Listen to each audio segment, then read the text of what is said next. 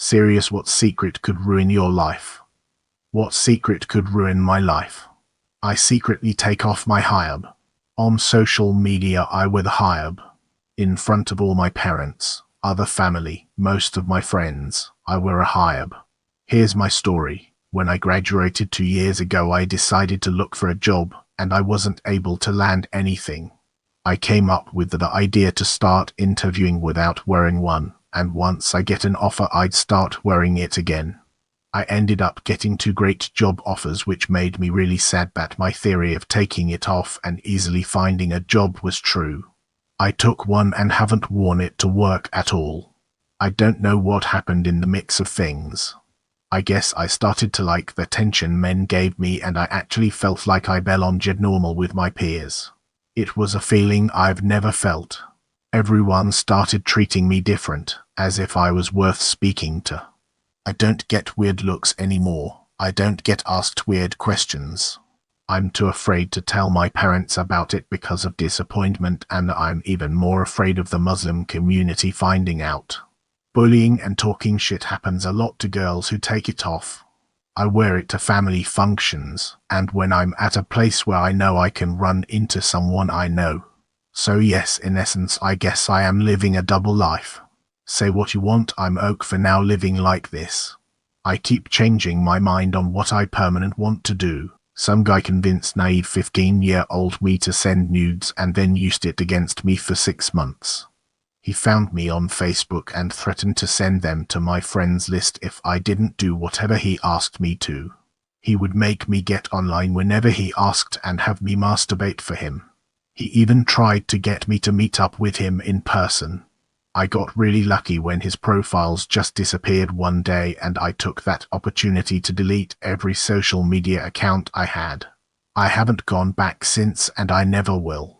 It really fucked me up for a while, but I don't really have anyone to blame but myself. It's been 6 years since, and I still haven't told anyone I know this story.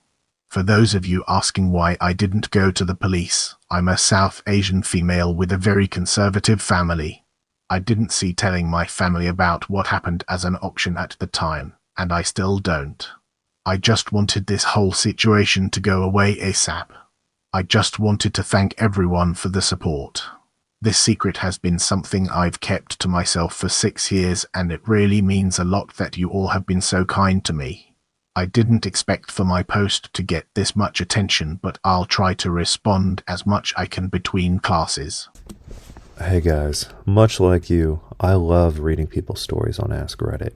Unfortunately, there's a lot of weird middle school level, just thought experiment type hypotheticals like nice try Baskin Robbins. I don't find this compelling, so that's why I've made it my mission to trawl and crawl through Ask Reddit and find the very best content and put it in your ears. That's why I'm begging you, like and subscribe. If there's anything I can do to help you out, give you the kind of content that you crave to help you get through your workday, let me know in a comment. But please, like and subscribe. I'm pretty sure they'd kill me, as the charges fucked him over massively. I mean, in it have CP and you won't get charges that fuck your life up. It seems a lot of people replying are asking what CP is. CP is child pornography. I cringed typing that. That's a first and a last for me. I get paid a 6-figure salary for a standard 40-hour-a-week corporate job for a massive well-known company. In a given week I do maybe an hour of actual work. The rest of the time I am on Reddit or YouTube slacking off. I thought when I got this job that eventually someone would figure out I don't do anything all day, but here I am 14 years later still doing fuck all and getting paid a lot for it. My cousin raped me several times. My grandmother passed away yesterday, and my father is making funeral arrangements and needs me there with him. I'm panicked because I need to be with my father, but that same cousin will be there. He will try again.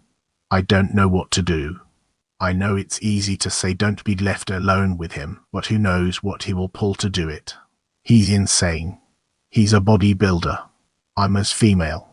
This is causing a serious strain on my mental health. In less than 24 hours, I've pretty much shut down completely.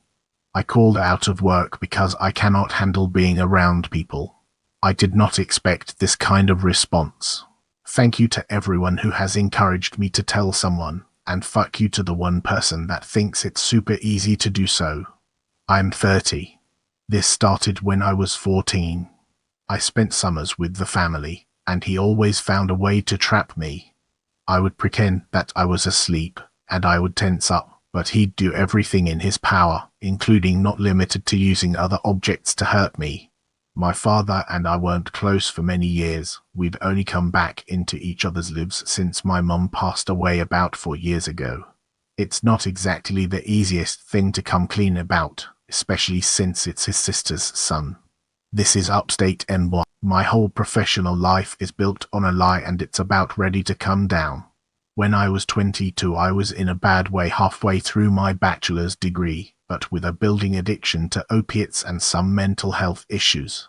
Summer of that year, I was in a bad car accident. In addition to broken bones throughout my body, my head went through the window and my face received severe lacerations that required hundreds of stitches to close and left me looking very rough. As tough as that was to deal with, I also now know that I sustained a traumatic brain injury that left me very confused, angry, and overwhelmed by life in general. I wanted to keep up appearances, so after taking 3 months off to recover, I tried to go back to school. Within the first week, I knew I couldn't handle it. Too many questions about what happened, too much anxiety, and I had lost pretty much all my coping skills. When I got overwhelmed, which happened often, I would feel sick and scared and literally forget where I was and what I was doing. It was frightening and embarrassing, especially for someone like me who had always had high expectations placed on my shoulders by those around me. I had lost pretty much all my friends at this point, and in my mental state, I thought that those who remained would abandon me if they knew how much I was struggling. So, I told everyone that it was going great. Every day I leave the house for 6 hours and drive. Sometimes I would stop in a parking lot, sometimes I would just keep driving all day. I would find cheap used textbooks at college bookstores so that I could bring them home and study. I created elaborate lies about my classes and my professors in order to have stories to tell when people asked how it was going. I kept telling myself that I was just doing this until my brain worked again, and that next quarter I would go back for real when I could actually handle it. Problem is, things just kept getting worse, and as time went on I became less able to get back on track. This went on for 2.5 years, until I was supposed to be graduating. So, I lied about that too. I forged transcripts and came up with stories of why I didn't want to work in the field of my degree and hoped to move past it. I got a labor job and slowly found things working themselves out as my brain chemistry improved, and steady work kept me from completely destroying myself. Eventually I had to move. For the first time in over a decade, I was finally free of my opiate addiction and starting to feel part of the world again, but I was still carrying the lie of my college degree. I volunteered in some places related to that field and they really liked me. They liked me so much, in fact, that they hired me on an emergency basis, no transcripts required, and I've worked there ever since. Now, 3 years into my sobriety and seemingly a lifetime removed from the pain of those years, they want to promote me to a career-level job that I would absolutely love. I'm so good at what I do and it brings me so much joy, but this promotion would come with scrutiny and background checks that I know I can't stand up to. When I was so depressed, I honestly didn't think I'd even live this long, so while I knew that my lies could create this situation, I never prepared for it. Worse than losing this job would be having everyone around me find out what happened, so I am at a point now where I have to quit what I love because they like me too much. I plan to go back to school for real and I think I'll do well, but the shame and regret of this situation is something I don't think I'll ever shake. I let myself marry and then be left by a very sexually confused man. We had 2 children together, but sex with him was like toast. Having limited sexual experience before him, I just assumed this was normal. Looking back, He mentioned thinking about men while we dated. I brushed it off. 3 months after he finally left me and our daughters, I turned on a tablet he used to use and found his Google account still logged in. His Google Photos account was photos of him with men in various sex acts. I can't ever tell anyone about this. So many people thought we were the perfect couple with a beautiful family. My self-esteem suffered so bad because he'd rarely touch me and I assumed it was me. I'm so tired of the guilt I receive from other people insinuating that I could have done more to save my marriage for the girl's sake. I'm trying to get my life together now. I'm 31, healthy and in good shape, but I spent almost 10 years being a devoted stay-at-home mother and wife to a man with many dark secrets, and now I have to learn how to do everything all over again. No career experience. 2 years of college. Thankfully, I have no debt and 2 beautiful daughters. I just wish that people would stop pressuring me about why my marriage ended. Please. I'm finally receiving positive attention from men and knowing what it feels like to be wanted, but if my family or friends knew the truth, they'd blame me for overlooking what I did for as long as I did. She don't really have anyone to blame but myself. Yes, you do. You blame the fucking creep who blackmailed and threatened a 15-year-old, taking advantage of the naivety and impulse decision-making that teenagers are literally known for and incapable of overcoming until their brain chemistry settles down. Not your fault. You did what you had to take care of her. So many parents fuck their kids up for no reason at all just because they are assholes. You did a little sex work because your daughter needed things. You're an awesome mom, because good moms make sacrifices, because you love her. Thank you for being a good mom. There aren't enough good moms in this world. Possibly the most relatable. I don't care about the company or my work beyond a professional level. I do my work well because I'm paid, but I'm not working extra for free. I don't buy into the mission at all, and the only reason I don't want the place to go belly up is so I don't lose my job. If corporate heard this, it could ruin your life because a lot have bought into force-feed the delusion that work life. Hell, I know people who have been clearly shoved out of companies because of this. Tech is real bad about it. This isn't to say that I don't work hard for my time, but I get paid for 40 hours. I work hard for 40. You expect 60. Pay me and I'll do it, but I don't care about the company or changing the world, so I won't do it for free. Holy shit, this blew up. When I say this is a secret, I mean that if my coworkers and I said this to anyone in management, we'd be reamed, possibly fired, and could have our career ruined in the industry for not being motivated. I realize many people feel this way too. I'd say it's normal. But I called it a secret because we can't say it out loud to most people. Second, I'm not against working more than 40 hours, but I am against working without compensation. Right before roll out of a product, I can understand working 60 hours for 2 weeks out of the year to ensure it arrives on time, assuming that is baked into the compensation in some manner. But then when 60 hours a week becomes the norm for all 52 weeks but pay doesn't rise, then I have a problem. Similarly, I understand people who put in 80-hour weeks at a startup to get it running, and as part owners get multi-million-dollar returns. But don't expect me to do the same when you're paying me chick a year. Do you have any idea how convenient it is to use a Keurig machine for brewing coffee or tea? Personally, I gave up coffee a long time ago, but I was able to get a great, delicious cup of coffee in just seconds with no cleanup, no extra work, using a Keurig machine and a K-cup. And now I use my Keurig machine to brew tea, loose leaf tea, every day that I drink. And I also use it to make oatmeal and, anything else that you can put hot water into. So if you don't have a Keurig machine in your house, you're missing out. Try my affiliate link below in the description of the video, and you too can enjoy a great cup of coffee in seconds, any time of day. This secret is a bad one. When I was 15 and incredibly lonely one summer, I decided to make an Exapid account. For those of you who don't know, that's a dating website for people 18. I looked probably about 17 at the time, but I guess I could pass for 18. So I said I was 18 on my account. I got a lot of responses from guys instantly. There was this one that stood out to me. His name was James. He was a 22-year-old college student working at Tim Hortons, but me at 15 thought he was the most intelligent and beautiful person I've ever met. We talked for 3 months and then he turned 23. Now the age gap was 8 years. After those 3 summer months of staying up all night, we decided to meet up in person. It was Labor Day weekend when we met up.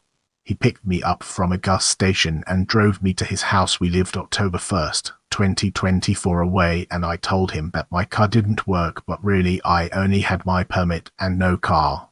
I honestly think I fell in love with him and we hit it off completely. He was really attractive and different from guys my age. Guys my age would make fun of how I looked because they were insecure themselves and tease me a lot when they were interested in me, which just confused me. But James would compliment me and joke with me but never made me feel insecure. I really loved him, but when the relationship progressed he was talking about having sex and I told him that I was a virgin, which he was okay with. But after I turned 16, I realized that he was a 23-year-old man who could get in a lot of trouble if he was to sleep with me. I never told him my age because I knew he'd be disgusted with himself, so I just cut all ties with him all day. I figured it was selfish to keep him around. He needed somebody who could be 100% honest with him. So in March I basically blocked him on all social media and my phone. He didn't know where I lived and I never spoke to him again. It's been 2 years, but I sometimes stalk his Facebook. He's actually engaged now and graduated college. I'm so happy that everything is going well for him. I'm only 18 now, but I hope one day I'll find a guy who is as great as James. TLDR, I made an account on a dating website at 15 and formed a long relationship with a man who was 23, lying to him about my age. Guys, if I told him about my age he'd be disgusted with himself. I was 15 and I was picked on a lot in primary school. One kid, we'll call him Jonathan, got quite antsy with skipping ropes and used to whip me with them before chasing me with it if I ran away. He also called me some pretty horrible names. When I was 10 years old, the bullying was relentless and spread to multiple people bullying me.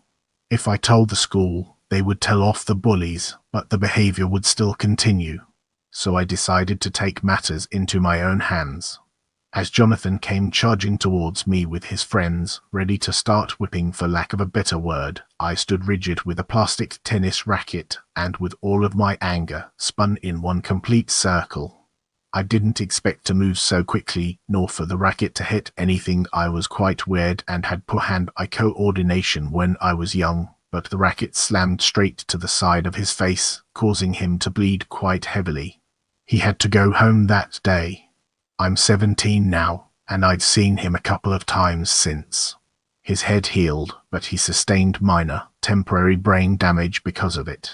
Prior to me reuniting with him, I genuinely thought I had killed him. I still hate how I caused all of this damage to him. Jonathan's friends were simply too scared to tell the teacher of what I did for fear of how I'd react. Up until this point, I'd been intelligent, quiet and secluded. When I suddenly snapped and attacked, it came as a huge shock to them. They mostly stopped talking to me as well. People may tell me to try and reconcile with him, but the truth is that I will never, ever forgive him for the crap he put me through for 2 years. By brain damage, I mean minor damage. Nothing too crazy. His head did sustain a lot of damage in general, though. Just to clarify, the damage was temporary, not permanent. Thank you for the responses. I've spent all afternoon reading and replying to them as best as I can. Some of you guys sound quite baffled by the fact that I could have done such a thing. Correct me if I'm wrong here, but I'm pretty sure that if you've built up bottled up anger for a while, it would all eventually come out as one huge lash out.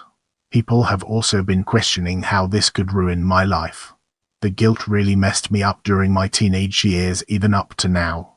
It pales in comparison to other posts, but oh well. Tell your dad what happened. Or if that's too hard, at the very least tell him your cousin has done unspeakable stuff to you and you can't be around him. Your cousin deserves to be punished and you're the one with the power to make him face his crimes. Good luck, op, we're rooting for you. So, don't really know how to start this off, but I'm attracted to beds. It started somewhere during my early high school years, when I was really starting to discover myself. There was something about beds, the fact that when you go to sleep at night, you're always with them. Their purpose is to make you feel comfortable at night, when you're at your most vulnerable. Anyway, I modified my twin bed towards the end of high school, essentially tearing the fabric, shoving some pillows in the side, and make a little hole that I could insert myself into. I've always known that the behavior is odd, but I can't help myself. Nowadays, I live with my girlfriend.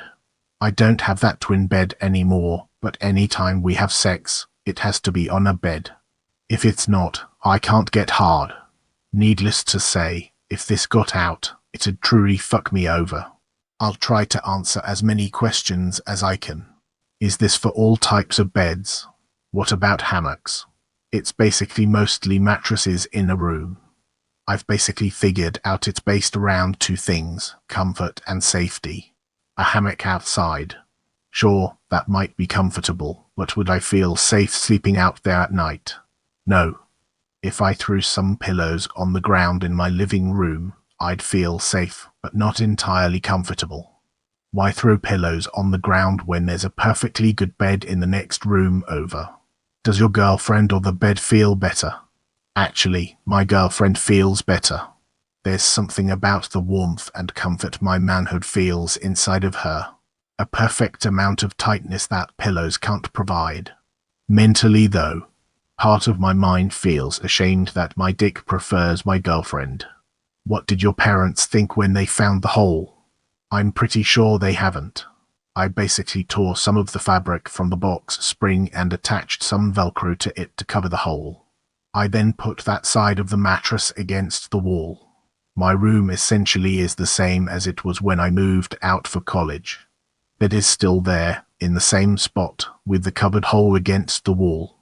I took out any stuffing before I headed off to college, so if someone stayed in my room, they wouldn't really notice a difference in comfort.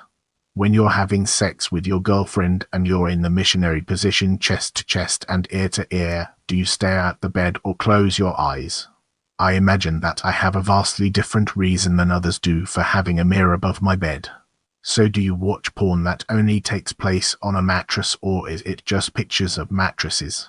I only watch porn in bed. Usually the porn I watch has a mattress, but it's not necessary. It is better though, like double dipping. Are you sexually attracted to your girlfriends, or is it an any port in the storm type of deal and you found somebody you enjoy being with that just happened to be a woman? This is a good question that I don't know if I'll ever have the answer to. To guess, I started to like the attention men gave me and I actually felt like I belonged normal with my peers. Speaking personally, I think part of the reason you see that difference is that some people are intimidated by hives. There's been several women I've found attractive but never felt comfortable approaching or talking to because I felt I would have also needed to be Muslim to approach, or, non-romantically, some I was hesitant to approach to befriend or work with because of the same thought of an expectation. I suppose it can be a subconscious symbol of cultural division that affect how people think or act. I was debating posting until I saw Febig Esra's post. Very similar, only it was me and my older brother. Not worried about a throwaway as this is my fuck it account anyways. Long story short, I was maybe 9 or 10, him 14 I believe. He'd trick me into play wrestling, then end up on top, then promise me my favorite snack if I take it just right. This only went on for 2 years. That's the gist of it. This may sound stupid, but I never thought much of it until recently. I'm 29, since it was the only time he did anything remotely homosexual, at least to me. This is literally my first time sharing this with anyone ever. I'm not as shaken up about it as I probably should be, considering the certain porn addiction it led to and my virginity to this day. I knew Redditors were cool, but holy hell. Thank you all for the overwhelming support. I can't believe people who have never met me are so forward and helpful. I'm fighting hard not to cry in this mall food court. Got super drunk once and my gay friend stayed over. We went to bed and as we're chatting his hands started moving and I didn't stop him. He ended up sucking my dick and I won't lie, it was good. Thing is, as hard as it is to believe, I'm very straight. Also, our families are really close. I've been in a strictly sexual relationship with a first cousin for the last 5 years.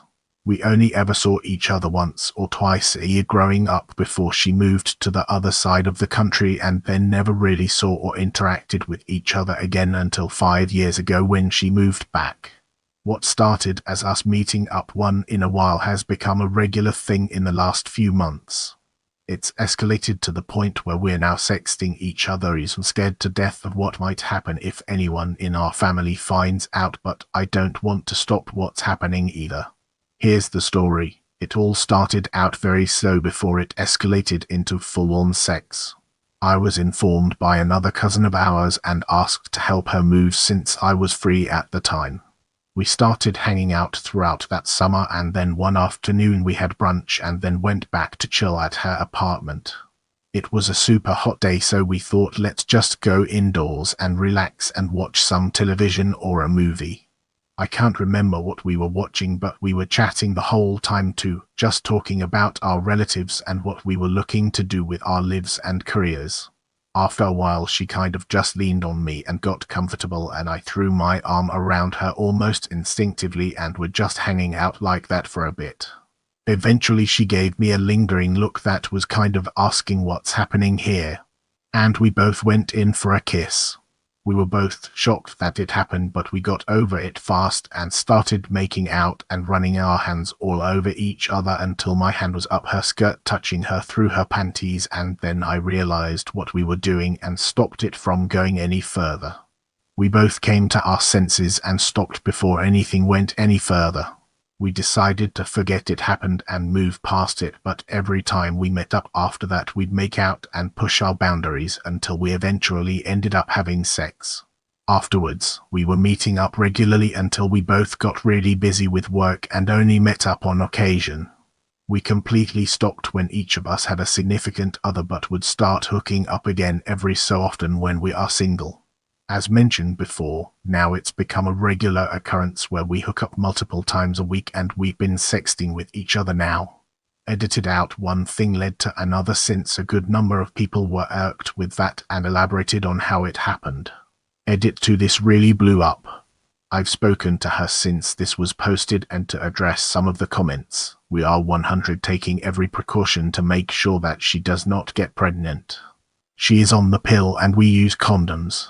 If for some reason she does get pregnant, we are both on the same page about an abortion and don't intend to have an incest baby. What we're doing is purely physical and neither of us have any intention of pursuing anything beyond what is currently happening. Also, yes, I'm aware we can stop this whole thing and put an end to it, but that's easier said than done. At this point in our lives we're both physically comfortable with each other and know what the other likes, so it's made it a bit difficult to just end it, especially since outside of us meeting up we're both very busy with our lives and careers, so it's just convenient. We're both currently single and as I mentioned before, if either one of us starts to date someone we don't hook up. We both enjoy what we're doing, but the only issue we have is just the anxiety of being found out. We did agree to keep this a secret from friends and family because we're afraid that they wouldn't understand and we don't want to deal with that potential shitstorm. She admits that she may have gotten a little too comfortable since this is the longest interval with us hooking up since this started happening and is going to dial it back to make sure we don't accidentally out ourselves. I am in serious debt because of a drug addiction I used to have, of which my family didn't know I had. I'm almost 2 years clean now, but I can hardly pay any bills I have and I'm afraid to ask any family member for money because I know I can't pay them back in the near future. Thanks for all the kind words, guys and girls. Sadly, here in the Netherlands, declaring bankruptcy isn't as easy. You have to have certain points going for and against you to actually declare it, as far as I know. As for the people talking about sending something to help, If you want to help, send it to some sort of charity that helps addicted to get and stay clean. Because for me, even though I have it rough, the people still fighting this have it rougher. It's okay to not feel shaken up about it. When I was 13, I was raped by 3 guys a little older than me in a field. I'm a girl, if that even matters. I honestly hadn't even talked about it with anyone until I was 18, heading to rehab, and the woman doing my intake asked if I had any trauma. At first I said no, and then said, wait, this happened, does that count? She seemed shocked by how honest I was. I thought there was something wrong with me because I talk about it as if it was nothing. Trauma affects everyone differently. I have subconscious issues with sex and intimacy from it, but on a conscious level it barely makes me feel anything. You're allowed to feel however you feel about it. Don't let anyone, including yourself, invalidate your story or your feelings towards it. Feel free to PM me too if you ever want. I'm always open to listening or sharing. I turned 36 this year, and I decided to focus on my physical fitness, so I bought a swim club membership. The only problem was, most of the time when I go swimming, I wind up getting an ear infection. So it turns out that normal earplugs, they kind of irritate your ear canal, they don't really work, they don't keep the water out. But there is an amazing kind of earplug called Mack's Pillow Soft Silicone earplugs that, they feel great, they keep the water out 100%, they're reusable, and they don't irritate your ear canal at all, no issues.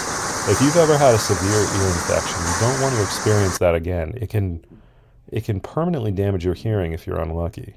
So investing in these earplugs is definitely a good idea. Also, when my baby was crying later this year and I could not get to sleep, I used the same earplugs and they worked great. I was able to sleep right next to a crying baby.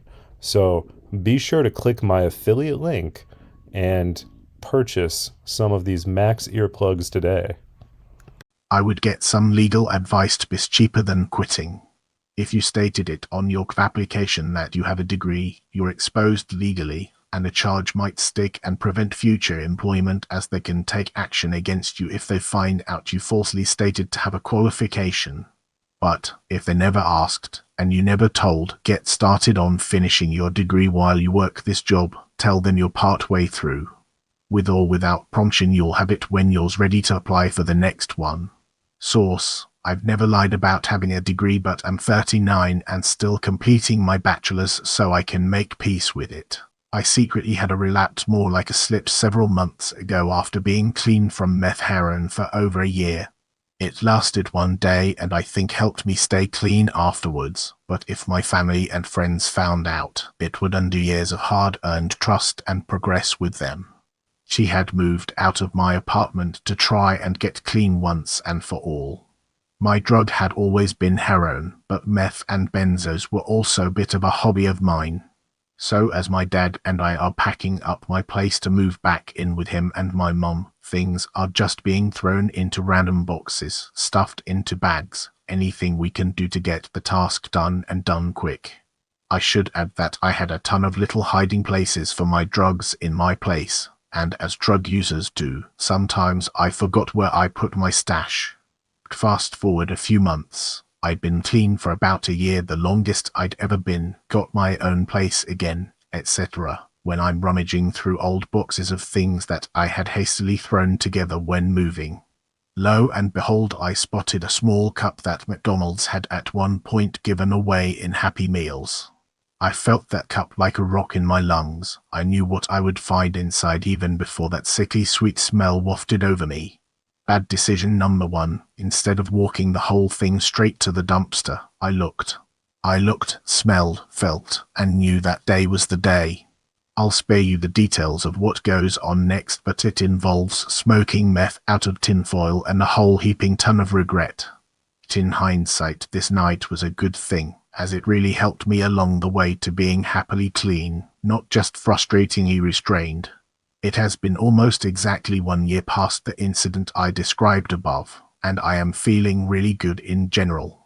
I have the kind of happiness that makes you smile in the car, just driving down the road.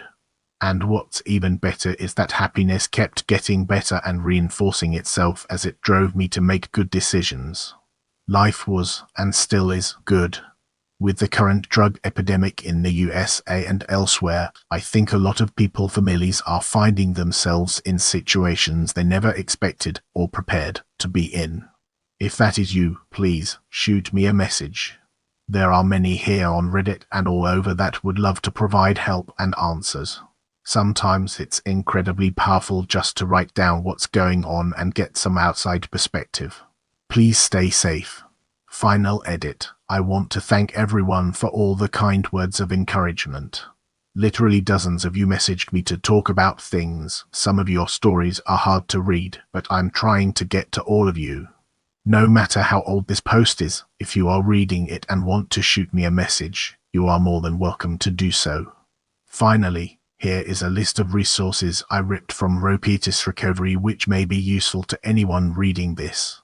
Support groups, no website, whole website, a website, no meeting locator, a meeting locator, no support for family members, families, anonymous, smart, self-empowering recovery, lifeline, secular recovery, peer network, Buddhist recovery network, helpful online resources, teen time calculator, no online meetings, soothing ambient sounds, relaxing white noise generator, stay busy. Create something cool, stretching, breathing, yoga tutorials, rock and recovery, online radio related subreddits, Ronan support for relatives and friends of alcoholics addicts. Redditors in recovery, Ravice Wellvestibers, secular sobriety, quitting critum patials, opiate replacement therapy subreddits, methadone, Suboxone. In a crisis situation, you are never as alone as you feel. Talk to someone who cares and wants to help. 247 toll-free US hotline. Crisis chat also available online here. Throwaway time. When I was really young, 9-13, I went on a Omegle and dual masturbated with another guy who could have been anywhere from in his late October 1st, 2024 to his early October 1st, 2024. I am a guy and I am straight. After it was over, I stupidly told him I was not a teen. He said I know, and nonchalantly skipped me. I joined a job that is known for being absolutely miserable and a good chance of me getting killed. I love it. I was suicidal as a teenager and I gave up, knowing I couldn't kill myself. Now I have a good chance of dying without me having to do anything. And to add to the goods, my family would get a whole lot of life insurance money if I got killed, so I could do them a lot of good becoming a corpse. If word ever got out, I'd be in a lot of trouble and probably pulled. I don't want it. I need this edge or else I fall into a horrible depression. I need the challenge and risk. For those who guessed, yes, I am military. This won't ruin me because I've already went no contact with my mom, but it still hurts and is a big secret I've not told anyone. When I was a kid, I had asthma pretty bad. So I'd be up all night, coughing constantly. My mum and I lived with her parents. We shared a room, so I slept in her bed often when I was a toddler. Mum would come home from work and lay down for bed, but I'd keep her awake with my coughing. Sometimes at night I'd be coughing and she would hug me so tight that I couldn't breathe. It would really distress me that I couldn't breathe, but I knew Mum loved me so much and I didn't want to tell her she was literally squeezing me to death because I was afraid of hurting her feelings, so I'd just tell her that I loved her so much, and she would cry pretty hard after that. Took me years after having my own kid and treating him gently to figure out that it's actually pretty difficult to squeeze a kid so hard that they couldn't breathe. Mum is bipolar and has had other incidents of hurting people and abandoning those in her care that need medication and can't take care of themselves. So he finally put it together and figured out Mum would be so agitated with my asthma that she would try to stop me from coughing by squeezing me almost to death. And then she would cry out of guilt when I told her I loved her. I turned 36 this year and I decided to focus on my physical fitness, so I bought a swim club membership. The only problem was, most of the time when I go swimming, I wind up getting an ear infection. So it turns out that normal earplugs, they kind of irritate your ear canal, they don't really work, they don't keep the water out, but there is an amazing kind of earplug. It's called Mack's Pillow Soft Silicone earplugs that, They feel great. They keep the water out 100%.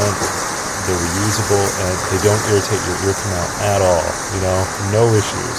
If you've ever had a severe ear infection, you don't want to experience that again. It can permanently damage your hearing if you're unlucky. So investing in these earplugs is definitely a good idea. Also, when my baby was crying later this year and I could not get to sleep, I used the same earplugs and they worked great. I was able to sleep right next to a crying baby. So be sure to click my affiliate link and purchase some of these Max earplugs today.